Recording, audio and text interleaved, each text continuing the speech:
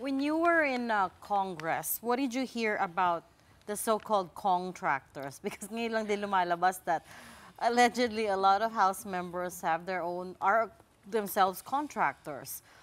Is that something that was an open secret maybe in Congress?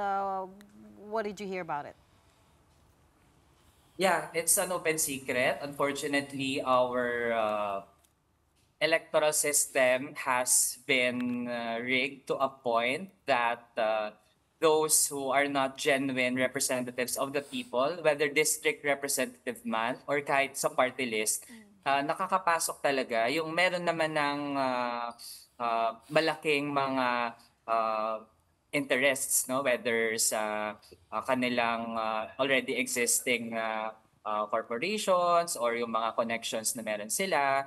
Ang unfair lang kasi they use the government position for private interest. Kung umupo sila, edi sana they totally got rid of kung ano man yung kanilang stake sa kanilang mga already existing interests para ma-separate nila yung kanilang public function dun sa kung ano man yung kanilang personal or private na mga buhay. Pero what happens is hindi nagamit talaga yung government possessions. And in fact, ngayon na lumalabas na yung paano yung modus ng SOP or kickback, for them it's a form of efficiency, though in a bad way. Kasi kesa maghatian pa yung legislator tsaka yung contractor dun sa magiging kickback, for them it's sufficient kasi iisa na lang yung tatanggap, isang tao or isang pamilya, yung pool ng makukuha, it goes solely to them.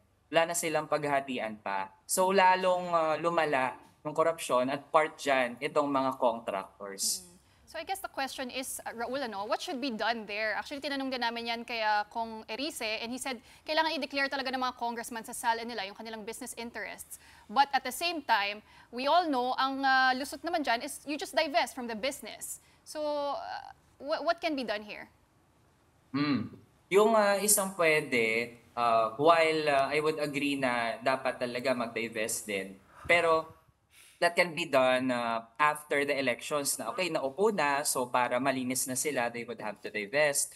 But I think there also has some action, even before the elections, meaning magpataw talaga tayo ng malinaw na rules. Halimbawa po sa party list system, we have long been advocating to really be strict with the guidelines on how to accredit the party lists and their nominees para yung mga hindi naman talaga marginalized, like yan, yung mga contractors na billion-billion na pala yung kinikita, nakakapangurakot pa, I don't think they're marginalized. So, dapat before elections, mapigilan na yung pag-accredit sa kanila para ma-minimize na yung chance or ma-reduce or mawala na yung posibilidad na makapasok pa sila sa Kongreso.